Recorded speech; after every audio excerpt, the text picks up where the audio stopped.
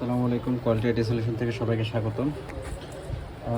বরাবরের নেই আমরা আজকে একটা প্রিন্টার রিপেয়ার করতে আসছিলাম। প্রিন্টার রিপেয়ার করছি, সেই প্রিন্টারটার মডেল হচ্ছে যে HP LaserJet Pro 402DN, 402DN, 403, 403, 402, তারপর হচ্ছে 404, 406, কাইন্ড অফ সিমিলার আর কি। কাইন্ড অফ আপনি যদি মনে করেন কাইন্ড অফ সিমিলার প্রিন্টার।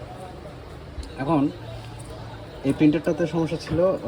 আচ্ছা, আগে প্রথমে বলে দিচ্ছি, এই ভিডিওটা অনলি ফর প্রফেশনালস। আপনারা যারা নন প্রফেশনাল আছেন তাদের জন্য না। এই ভিডিওটা শুধুমাত্র প্রফেশনাল, যারা প্রিন্টার সার্ভিস নিয়ে কাজ করেন, যারা টেকনিক্যালি একটু সাউন্ড, নিজের প্রিন্টারটা নিজে রিপেয়ার করতে চাচ্ছেন তাদের জন্য। এখন এই জিনিসটাতে বুঝেন, এইখানে এই প্রিন্টারগুলো ডুপ্লেক্স প্রিন্টার হয়। এটার মধ্যে সার্কিট থাকে, তিনটা সার্কিট থাকে। একটা হচ্ছে চারটা সার্কিট থাকে। একটা হচ্ছে পাওয়ার সার্কিট, যেটা আপনি ডিসি ইন করে SMPS ডিসি ইন করে তারপর হচ্ছে ভোল্টেজটা রেগুলেট করে এখানে আপনার পাওয়ার সার্কিট করে এখানে কন্ট্রোলার সার্কিট, আরেকটা পাওয়ার এখানে সার্কিট আছে। সার্কিটগুলোর নামগুলো আমার ঠিক মতো মনে নেই। তো আপনার যদি প্রিন্টারে পাওয়ার না আসে, সবার প্রথমে আপনাকে চেক করতে হবে এসএমপিএসটা চেক করার নিয়ম যেটা আছে সেটা আপনারা বেসিকগুলো জানলে বুঝতে পারবেন। নাম্বার 1, ভোল্টেজ ইন হচ্ছে কিনা, 220 ইন হচ্ছে কিনা, ইয়া হয়ে কী বলে এই যে ফিউজ হয়ে ভোল্টেজগুলো পাস হয়েছে কিনা। পাস হওয়ার পর যে আউটপুটের জায়গা, আউটপুটে এখানে বেসিক্যালি হচ্ছে দুইটা ভোল্টেজ পাওয়া যায়। এখানে আউটপুটের মধ্যে SMPS ভোল্টেজ হচ্ছে দুইটা। একটা হচ্ছে যে এটা 24 ভোল্ট, 24 ভোল্ট বা 23 ভোল্ট বা 26 ভোল্ট এরকম থাকবে। আরেকটা হচ্ছে 3.3 ভোল্ট। এই দুইটা ভোল্ট কিন্তু এই সার্কিটের মধ্যে ট্রান্সফার করে। এটা হচ্ছে মেইনলি কন্ট্রোলার সার্কিট, প্রসেসর থেকে শুরু করে সকল ডাটা এবং কমান্ড এটাই ম্যানেজ করে। তো এখন প্রথমে আপনারা যদি এই ধরনের সার্কিটে পাওয়ার না আসে, সবার প্রথমে চেক করবেন যে এই SMPS-এর ভোল্টেজটা ঠিক আছে কিনা। আপনি 220 হয়েছে, আউটপুটে চেক করবেন যে হচ্ছে এখানে 24 ভোল্ট আর এখানে 3.3 ভোল্ট। এইখানে এই যে কানেকশনগুলো আছে এগুলোতে 3.3 ভোল্ট আছে কিনা আপনি কনফার্ম করতে হবে যে 24 ভোল্ট, 3.3 ভোল্ট অ্যান্ড 3.3 ভোল্ট আপনার স্ট্যান্ড বাই আছে কিনা সার্কিটে। যদি সার্কিটে স্ট্যান্ড বাই থাকে তারপর হচ্ছে আপনি পরের গায়ে যাবেন। তো আমি আজকে যে মেশিনটা পাইলাম এটাতে স্ট্যান্ড বাই এখানে 3.3 ভোল্ট, 24 ভোল্ট এবং 3.3 ভোল্ট অ্যাভেলেবেল ছিল। তার মনে হচ্ছে আমার SMPS যে সার্কিটটা আছে SMPSটা ওকে, এবং এটার ভোল্টেজটা রেগুলেট করতে যাচ্ছে। ভোল্টেজটা পাস হচ্ছে এই মাদারবোর্ডে, এখান থেকে একটা কানেকশন আসছে এখানে, এবং এই মাদারবোর্ডটার নিচে আরেকটা সার্কিট আছে। সার্কিট হচ্ছে এই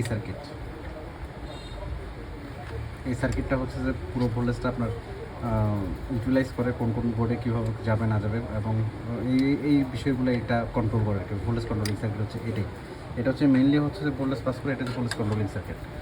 তো আপনার যদি মনে করেন যে SMPS ওকে থাকে এবং আপনার মেশিনে পাওয়ার আসতেছে না, আপনার প্রিন্টার পাওয়ার আসতেছে না, তাহলে আপনি 80% শিওর থাকতে পারেন যে আপনার এই সার্কিটটা রিপ্লেস করলে বা এই সার্কিটটার প্রবলেম সলভ করলে হয়ে যাবে।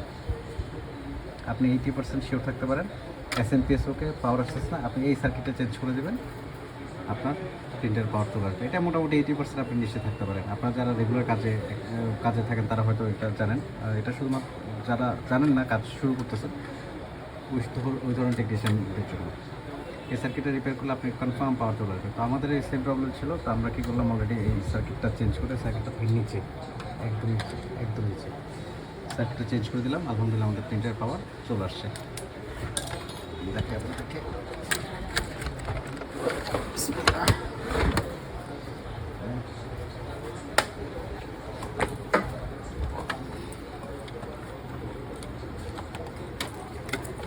পাওয়ার দিলাম, এই দেখেন অলরেডি পাওয়ারটা চলে আসছে।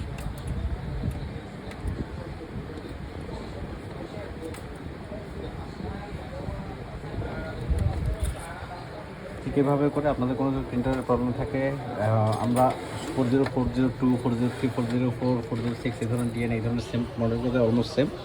তো আপনারা এটা ট্রায়াল করতে পারেন, এবং যদি আপনার সাকসেসফুলি কোনো সমাধান মানে হয় আমার ভিডিও দ্বারা যদি আপনাদের উপকৃত হয়, তাতে আমার জন্য সৌভাগ্য।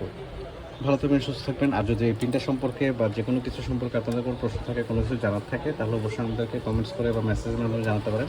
আমরা চেষ্টা করব আপনার প্রবলেমটাকে বেস করে আমরা একটা ভিডিও বানাই একটা সলিউশন দেওয়ার জন্য। প্রবলেম যেটাই হোক, আপনার ল্যাপটপ প্রবলেম হোক, প্রিন্টার প্রবলেম হোক, সিসি ক্যামেরার ইস্যু হোক বা মনিটর প্রবলেম হোক, আমরা চেষ্টা করবো যে এটা আপনাকে একটা রেজাল্ট দেওয়ার জন্য। আমরা ওই সকল ভিডিওগুলোই সোশ্যাল মিডিয়াতে আপলোড করি, যে সকল ভিডিওগুলো সচরাচর অ্যাভেলেবেল আপনি সোশ্যাল মিডিয়াতে পাবেন না। ওই ধরনের ভিডিওগুলো আমরা চেষ্টা করি আপলোড করার জন্য, এবং টেকনিক্যাল অনেক কিছু বিষয় থাকে যে বিষয়গুলো একজন টেকনিশিয়ান স্বাভাবিকভাবে শেয়ার করতে চায় না। আমরা চেষ্টা করি যে ওই সকল টেকনিক্যাল নলেজগুলো আপনাদের সাথে শেয়ার করতে।